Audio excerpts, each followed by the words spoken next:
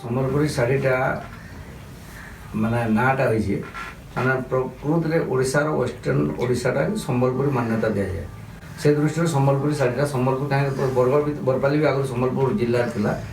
ଆଉ ସେ ମଧ୍ୟରେ ବରପାଲି କିନ୍ତୁ ମୁଖ୍ୟ କାମ ହେଉଛି ବରପାଲିରେ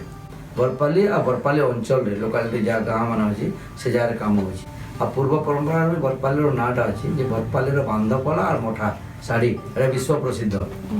ସମ୍ବଲପୁରୀ ଶାଢ଼ୀ ବିଶ୍ୱ ପ୍ରସିଦ୍ଧ ସାଙ୍ଗେ ବରପାଲିରେ ପ୍ରସିଦ୍ଧ ଅଛି। ବରପାଲିର କାଣା କି ବରପାଲିରେ ଯେନ୍ ଆମେ ଗୋଟେ ଅଛୁ ଦୁଇଟା ମେୟର ଏଇଟା ମାନେ ମେୟର ମାନେ ସମାଜ ମେୟର ସମାଜ ଦୁଇ ଭାଗରେ ବିଭକ୍ତ ଅଛନ୍। ଗୋଟେ ଅଛନ୍ ଭୁଲିଆ ସମାଜ ଭୁଲିଆ ମେୟର ଆଉ ଗୋଟେ ହଉଛନ୍ କୁଷ୍ଟା ମେୟର। ଭୁଲିଆ ମେୟର ମାନଙ୍କର ଆମେ ଯେ ଅଛୁ ଆମର କାମ ହେଉଛି ସୂତାରେ ବାନ୍ଧ ରଙ୍ଗ କରିକି ଡିଜାଇନ୍ କରିବା ସୂତାରେ ବାନ୍ଧ ରଙ୍ଗ ଡିଜାଇନ୍ କରିବା ସେଟା ହେଉଛି ଆମର ଭୁଲିଆ ମାନଙ୍କର କାମ।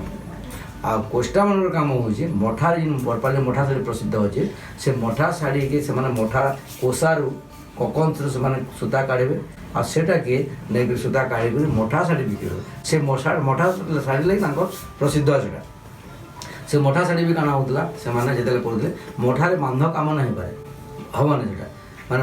ମଠାରେ କେବଳ ତାମାନେ ପ୍ଲେନ୍ ଡିଜାଇନ୍ ହେବ ଆଉ ଦୁଇ ପଟରେ ତାମାନେ କୁମ୍ଭ ଡିଜାଇନ୍ ଦୁଇ ପଟେ ଗୋଟେ ଟେମ୍ପୁଲ ଡିଜାଇନ୍ ଦେଇକରି ସେମାନେ ହାତରେ ଚାଲିକରି ସେମାନେ କାମ କର ଆଉ ସେମାନଙ୍କର କାମ ସ୍ୱତନ୍ତ୍ର ଭାବେ କୁଷ୍ଠାମାନଙ୍କର କାମ କୁଷ୍ଠାମେରୀମାନଙ୍କର କାମ ହେଉଛି ସେମାନେ ମଠାରେ ହିଁ କାମ କରିବେ ଅନ୍ୟ କାମ ସେମାନେ କରିବେନି।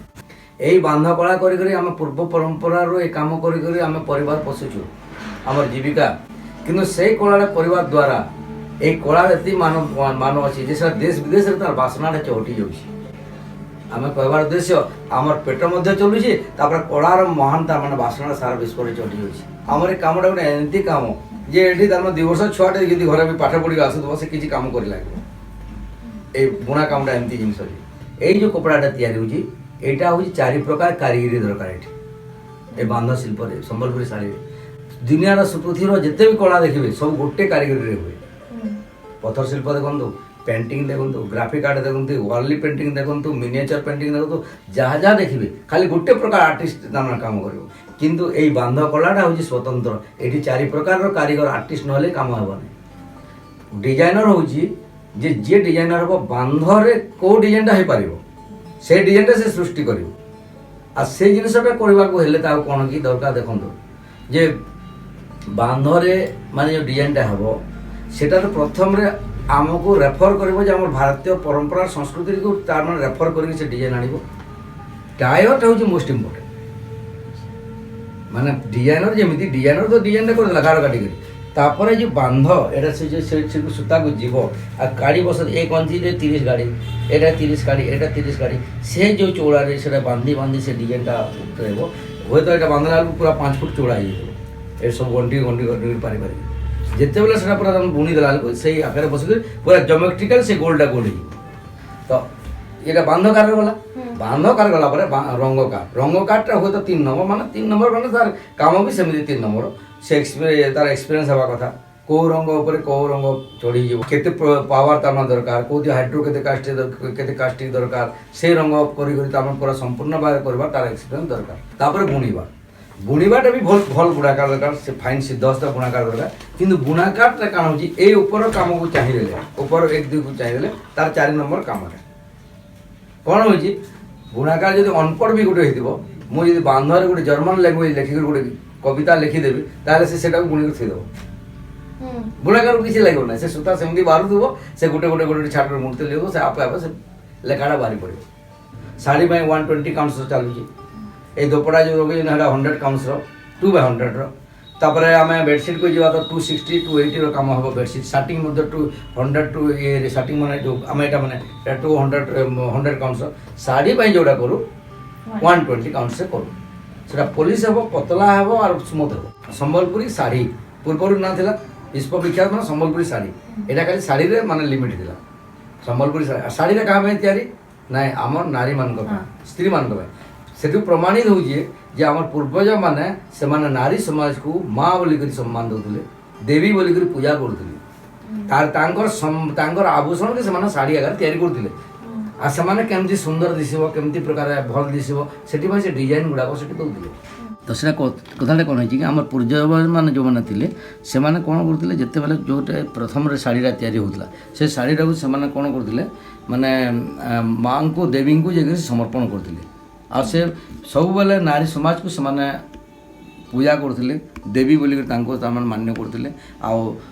ସବୁବେଳେ ତାଙ୍କୁ ଯେଉଁ ବସ୍ତ୍ରଟା ତିଆରି ହେଉଥିଲା ତାଙ୍କର ପାଦ ପଦ୍ମ ସମର୍ପଣ କରୁଥିଲେ ଦେବୀ ଖୁସି ହେଇକରି ତାଙ୍କୁ କହିଥିଲେ ଯେ ପୁଅ ତୁମେମାନେ ଏଇ କାମ ଯେତେ ଦିନ ପର୍ଯ୍ୟନ୍ତ କରୁଥିବ ତାହେଲେ ତୁମେ କେବେ ଅଭାବରେ ପଡ଼ିବ ନାହିଁ ଅନ୍ୟ ଚିନ୍ତାରେ ପଡ଼ିବ ନାହିଁ ଆଉ ତୁମକୁ ସବୁବେଳେ ମୋର ଆଶୀର୍ବାଦ ରହିଲା ତୁମେ ଏ କାମ ନିଶ୍ଚୟ କରୁଥିବ ଆଉ ଏ କାମର ଉନ୍ନତି କର ତୁମକୁ ମୁଁ ଦେବାଙ୍ଗ ବୋଲିକରି ତୁମ ଜାତିଟା ତୁମେ ଦେବାଞ୍ଜ ଆଖ୍ୟାରେ ଆଇଟା ହେଲ ବୋଲି ସେ କହୁଥିଲେ ତ ଆମର ପୂର୍ବମାନେ ଯେଉଁମାନେ ଥିଲେ ଯେଉଁମାନେ କାମ କରୁଥିଲେ ସେମାନେ କ'ଣ କରୁଥିଲେ କି ସେ ଯେଉଁ ସମ୍ବଲପୁରୀ ଶାଢ଼ୀ ହେଲା ଯେଉଁ ନାଁଟା ଆସିଲା ଶାଢ଼ୀ ତିଆରି କରୁଥିଲେ ଆଗେ ସବୁ ସ୍ତ୍ରୀମାନେ ଶାଢ଼ୀ ପିନ୍ଧୁଥିଲେ ତ ତାଙ୍କୁ କେମିତି କରି ସଂସ୍କୃତି ସମ୍ପନ୍ନ କରିବେ କେମିତି ସେଇ ଦିଗକୁ ଆଣିବା ପାଇଁ ସେମାନେ ଶାଢ଼ୀରେ ବିଭିନ୍ନ ତାଙ୍କର ମାନେ ରୂପ ଚର୍ଚ୍ଚାକୁ ନେଇକରି ଯେଉଁଟାକି ମାନେ ଶାସ୍ତ୍ର ପୁରାଣରେ ଲେଖା ହେଇଛି ସେଇଟାକୁ ଦେଉଥିଲେ କାହିଁକି ସେଇଟା ଗୋଟେ ରିଫ୍ଲେକ୍ସନ୍ ହେଇକରି ସୋସାଇଟିରେ ପଡ଼ିବ ମାନେ ଗୋଟେ ସୋସାଇଟିରେ ତାର ରିଫ୍ଲେକ୍ସନଟା ସବୁବେଳେ ପଡ଼େ ନେକ୍ସଟ ଜେନେରେସନକୁ ସେଇଟା ପଡ଼େ ତ ସେଇଟା ମାନେ ପଡ଼ିବ ବୋଲି ସେମାନେ କ'ଣ କରୁଥିଲେ ଆମର ଯେଉଁ ପୁରାଣ ଶାସ୍ତ୍ରରେ ଲେଖା ହେଇଛି ବିଭିନ୍ନ ମୋଟିଭ୍ ମାନେ ଚିତ୍ର ଗୁଡ଼ାକ ସେଇ ଚିତ୍ର ଗୁଡ଼ାକ ଆଣିକରି ଶାଢ଼ୀରେ ଦେଉଥିଲେ ବୁଝିଲେ କି ତ ସେଇ ଭିତରୁ ଏଇ ଯେଉଁ ମୋଟିଭ୍ ମାନେ କିଛି ଦେଖାଇଲି ଏଇଟା ପଦ୍ମରେ କ'ଣ ହେଇଛି ପଦ୍ମଟା ଦେବାର ଉଦ୍ଦେଶ୍ୟ ହେଉଛି ଯେତେ ଶାଢ଼ୀରେ ଦେଖିବେ ପଦ୍ମରେ ତାର ମାନେ ସବୁବେଳେ ଏଇଟା ଲକ୍ଷ୍ମୀଙ୍କର ନିବାସ ସ୍ଥାନ ତ ସେଥିପାଇଁ ତାଙ୍କୁ କୁହାଯାଏ ପଦ୍ମିନୀ ପଦ୍ମବାସିନୀ ମୃଗରାଜ କଟି ନିନ୍ଦେ ଘନଜ ଘନି এটা ଶାସ୍ତ୍ରରେ ବର୍ଣ୍ଣନା ବି ହେଇଛି হ্যাঁ তো সেই ଯେଉଁ ଦେଲେ ଏଇ ଯେଉଁ ଏଇଟା ପୁଚକି ଫୁଲ ଏଟାକୁ ଆମର ଲୋକାଲ ଭାଷାରେ କହୁ ଆମେ ଏଟାକୁ ବିରାଡ଼ି ଖୁଦି ଫୁଲ ବିଲେଇ ଖୁଦି ମାନେ ବିଲେଇର ପାଦଟା ଯେମିତି ପଡ଼ିଲେ ବାଲି ଉପରେ ଯେଉଁ ଚିତ୍ରଟା ହୁଏ ଫୁଲଟେ ହୁଏ ସେମିତି ଡିଜାଇନଟା ଆମର ଲୋକାଲ ନାଁ ହେଇଛି ତାପରେ ଏଇଟା ମାଛ ଦେଲେ ମାଛ ଦେବାର ଉଦ୍ଦେଶ୍ୟ ହେଉଛି ମାଛର ଯେଉଁ ଛୋଟ ଆଖି ସ୍ତ୍ରୀମାନଙ୍କୁ ସୁନ୍ଦର ଦିଶେ ତାଙ୍କୁ ସେଥିପାଇଁ ମୀନ ନୟନୀ କହନ୍ତି ମରାଳ ଗମନୀ ମରାଳ ଯେମିତି ପାଣିରେ ଢଳି ଢଳି ଯାଏ ସେମିତି ତାଙ୍କୁ ତାମାନେ ଯେଉଁ ଏଇଟା ମାନେ ସେଥିପାଇଁ ତାଙ୍କୁ ମରାଳ ଗମନୀ କୁହାଯାଏ ଯେଉଁମାନେ ସ୍ତ୍ରୀମାନେ ଚାଲନ୍ତି ଯେଉଁମାନେ ମରାଳ ଗମନୀ ଚାଲନ୍ତି ତାଙ୍କୁ ସୁନ୍ଦର ଦେଖାଯାଏ ମୃଗ ନୟନୀ ମୃଗ ଗଲା ହରିଣର ଆଖି ଯେଉଁ ଚଞ୍ଚଳ ଆଖି ସ୍ମାର୍ଟ ଆଖି ସେଇଟା ସ୍ତ୍ରୀମାନଙ୍କୁ ଶୋଭା ପାଏ ସେଥିପାଇଁ ତାଙ୍କୁ ମୃଗାକ୍ଷୀ ମୀନାକ୍ଷୀ